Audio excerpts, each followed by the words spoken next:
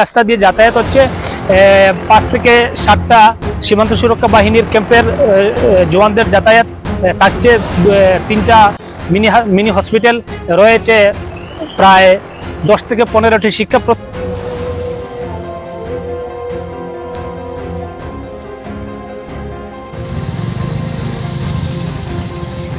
মন্ত্রী পীযূষের সফরে বাঁশের ব্যারিকেড দিয়ে দায়িত্ব সেরেছে বিভাগীয় কর্তৃপক্ষ। লন্ডাইন নদীর ভাঙ্গনের কবলে এফএন রোড, যে কোন মুহূর্তে নদী গহ্বরে তলিয়ে গিয়ে ঘটতে পারে বড় ধরনের দুর্ঘটনা। মন্ত্রী পীযূষ হাজারিকার হস্তক্ষেপ চাইলেন ছাত্রনেতা ইকবাল হুসাইন। উত্তর করিমগঞ্জের ফকিরবাজার নিলামবাজার পূর্ত সড়কের ফকিরবাজার হইতে একে আজাদ হাই স্কুল যাওয়ার মধ্যখান এলাকায় লন্ডাইন নদী ভাঙ্গনে বিধ্বংসী চিত্র গড়ে উঠেছে। নদীতে ধসে পড়ছে এফএন রোডের পুরো অংশ। যে কোনো সময় ফাটল টপকে জল প্রবাহিত হয়ে ভেসে যেতে পারে কয়েক হাজার বসতবাড়ি সহ শিক্ষা প্রতিষ্ঠান ও বেশ কয়েকটি মসজিদ মন্দির। এভাবেই বৃষ্টি দিতে থাকলে আজ রাতেই পূর্ত সড়ক পুরোপুরিভাবে নিশ্চিহ্ন হয়ে যেতে পারে নদীতে। আর তাই যদি হয় তাহলে প্রায় 50টি গ্রামের যোগাযোগ ব্যবস্থা অচল হয়ে পড়বে। 5-7 হাজার শিক্ষার্থীদের যাতায়াত ব্যবস্থা পুরোপুরি বন্ধ হয়ে যাবে। ভেসে যাবে ফকিরবাজার অঞ্চলের বড়পুরাহুড়িয়া, কোটপুরাহুড়িয়া, জাবদা, শুক্লাকান্দি সহ বেশ কয়েকটি গ্রাম। শীঘ্রই ব্যবস্থা না নিলে দক্ষিণ করিমগঞ্জ ও কাছাড়ের ভয়াবহ বন্যার মতো অবস্থার সম্মুখীন হতে হবে এতদাঞ্চলের মানুষ সহ গবাদি পশুগুলোকে।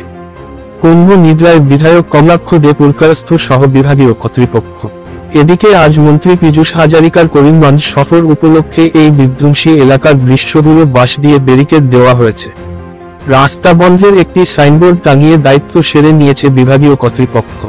রাজ্যের জলসম্পদ উন্নয়ন মন্ত্রী তথা করিমগঞ্জ জেলার অভিভাবক মন্ত্রী পীযূষ হাজারিকার আসার খবর পেয়ে বৃহত্তর ফকিরবাজার অঞ্চলের ছাত্র নেতা ইকবাল হুসাইন মন্ত্রীর দৃষ্টি আকর্ষণ করে বিহিত ব্যবস্থা নেওয়ার আর্জি জানিয়েছেন।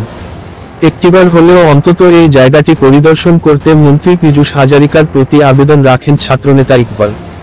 আরও আপডেটের সাথে থাকুন। নিউজ ডেস্ক আমার আশা। আমরা ইতিমধ্যে যেখানে দাঁড়িয়ে আছি সেখানে হচ্ছে লঙ্গাই নদীর ফকিরবাজার থেকে মাত্র 100 মিটার দূরবর্তী এটা FN road, Fakirbazar two Nilambazar যে পূর্ত সড়ক, সেই পূর্ত সড়কের এই বেহাল অবস্থার মধ্যে আমরা দাঁড়িয়ে আছি। এখানে 2022-এর যে প্রবল বন্যা এসেছিল, সেই বন্যার যে নদীর যে একটা দ্রুত গতিতে যে বেগ আসে, সেই বেগে জায়গাটা দুর্বল করেছিল এবং পরবর্তীতে ফাটল ধরেছিল। 2023 সালের 17 জুন, আনুমানিক 2023 সালের 17 জুন আমরা এ নিয়ে ডিসির সঙ্গে দেখা করেছিলাম, মেমোরেন্ডাম দিয়েছিলাম। তখন ডিসির মধ্যে আমাদেরকে বলেছিলেন 22-এর প্রবল বন্যা যখন এই জায়গাটা যায়নি তাহলে এখনো যাবে না, গেলে আমাকে তোমরা এসে বলিও। তো বর্তমানে ইতিমধ্যে এটা প্রায় চলে গিয়েছে। আর সবচেয়ে বড় কথা হচ্ছে এই পূর্ত সড়ক বর্তমানে এমন আকার রূপ ধারণ করেছে যে একটা ভয়ঙ্কর রূপ।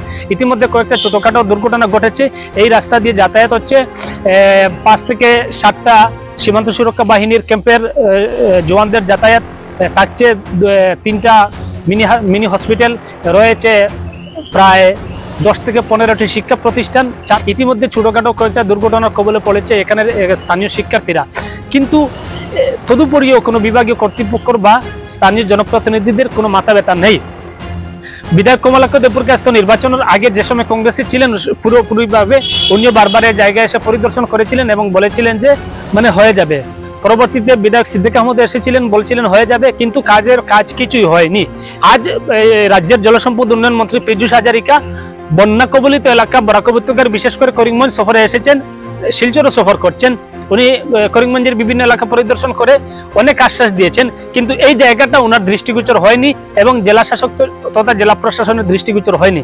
ইতিমধ্যে এ নিয়ে আমরা এই বৃহত্তর অঞ্চলের ছাত্র সমাজের পক্ষ থেকে মাননীয় মন্ত্রী পীযূষ হাজারিকা, উনি জলসম্পদ উন্নয়ন মন্ত্রী, পাশাপাশি জেলার অভিভাবক মন্ত্রী এবং জেলা শাসক ও মুখ্যমন্ত্রীর আমরা হস্তক্ষেপ কামনা করছি।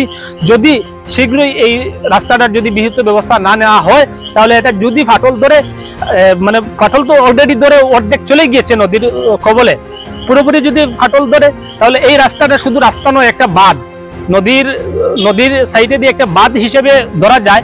কেননা এই রাস্তা যদি টপকে নদীর জল প্রবাহিত হয় তাহলে এই যে বৃহত্তর অঞ্চল, এই বৃহত্তর অঞ্চলে কয়েক হাজার বসত বাড়ি প্লাবিত হবে কয়েকটি শিক্ষা প্রতিষ্ঠান, প্লাবিত হবে কয়েকটি মসজিদ মন্দির।